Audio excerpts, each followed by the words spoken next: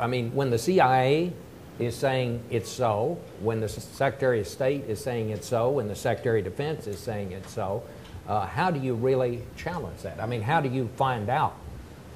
Sometimes we found down through history in Watergate, 2 reporters got to the truth and they found it out. In different times we did, but we didn't do it that time.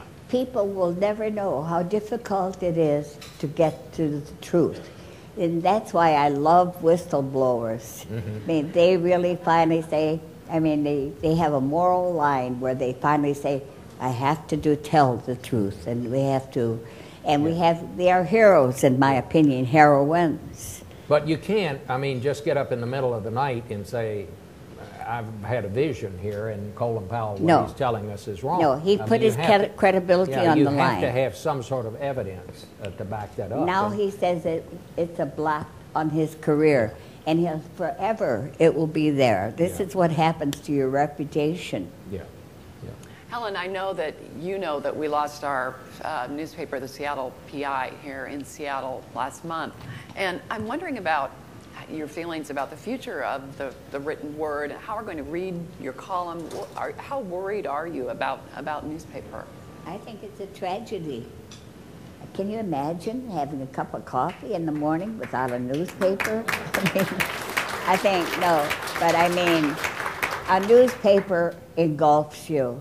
You read much more than you intended to read, and you have a story in much more depth, the whys and wherefores and so forth. I think we're going to lose the whole business of investigative reporting and everything else. TV and radio is a soundbite. I mean, they'll interrupt for a commercial, and you say, well, what happened and why, and so forth. No, I think it's going to be a tremendous loss. You cannot have an informed people without newspapers. I don't think democracy can exist unless you have an independent source of information, people who are gathering the news independently to tell you what your government is doing.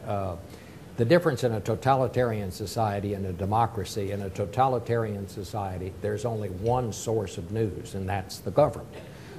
In democracy, you have the independent press. It gives you a second version. It may be right, it may be wrong, but you can take that information and compare it to the government's version and decide what you want to do as a citizen. I am very, very concerned about the shrinking number of newspapers. I mean, they have been the core of journalism. Yes, more people turn to television now to get their news than they do to read newspapers, but we've always had the newspapers. They can make lists. They can give you a long story. You'll find out 3 or 4 things you didn't know when you pick up the newspaper, when you're looking for the information that you picked up the paper to find. I just can't imagine how this is going to go. People talk about the blogs and all of that, but let me tell you something. The internet is the only vehicle we have to deliver news that has no editor. Even the worst newspaper, the smallest newspaper in the country, there's somebody on that newspaper who knows where that stuff comes from. The things show up on the internet, you don't know where they've come from. You don't know if they're true, you don't know if they're false. I mean, some of them have no more credibility than a guy standing on a corner holding up a sign that says the end is near. He may be right, but you'd like to have some evidence to back up why he came to that conclusion. And that's what many of these things are. Many of these things, these blogs, this is not journalism. There's some sort of a mental health aid to allow people to vent.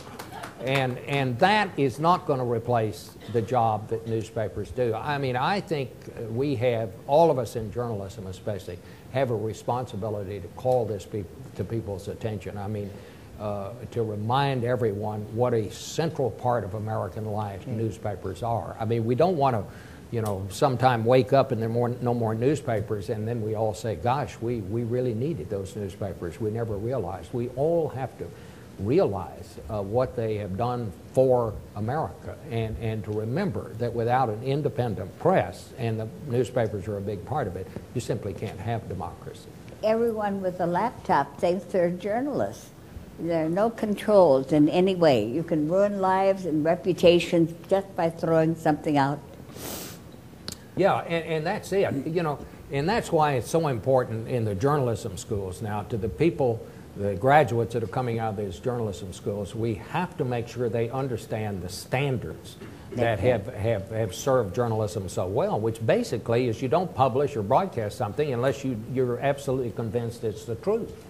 And we have to make sure that everybody understands that. Well, the question is, how do you keep those ethics that this guy right here stood for alive? And you know, we certainly don't want government controls over it. We, you know, don't ever misunderstand that. I mean, a free press means a free press. I mean, there's the mission statement of the museum in Washington says that a free press must include the right to be outrageous, but it must also include responsibility. And that's basically what the mainstream press as we know it is. I think that is more and more becoming the role of the mainstream press, and that, I mean, the big newspapers, television, the big networks, and that is we have to be the place where people can at least agree on the facts. That's right. And that's what we have to put this emphasis on now. But with the state of newspapers right now, these are businesses, they're not charities. And they have to, you know, be survivable as businesses. But in the good old days, the family newspaper was the contribution of the family. They made their money in real estate or mining or whatever. And the real contribution of the family-owned paper was to the society and to the community. They wanted to make some money, but not the bonanza 25%. After when all these papers went on Wall Street, they had to make 25% profit.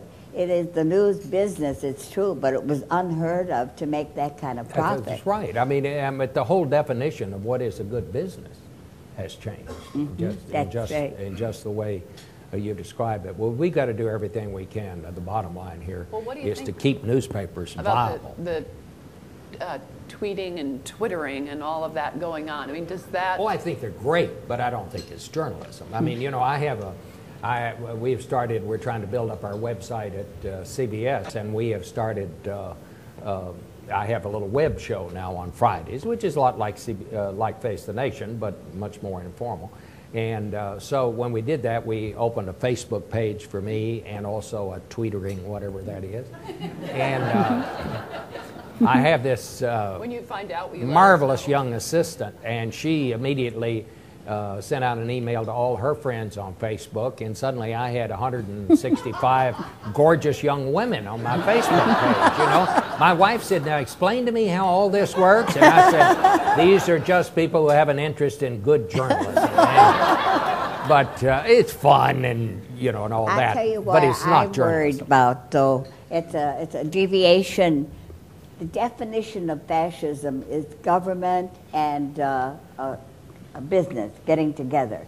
And I do think that that in terms of government being able to fire the head of an institution, I know the taxpayer money and so forth, the head of a company, I think that verges on very dangerous. I never thought I'd ever say that because I'm so pro-labor, but I really don't think the government has the right to call the shots. Helen did a column once, actually quoting a mutual former UPI colleague of ours, where she referred to 4 types of Washington reporters: bird dogs, watchdogs, lap dogs, and running dogs. And it's clearly these 2 are in the first of those groups, and I'd like to have congratulations for having them be here, and thank you very much.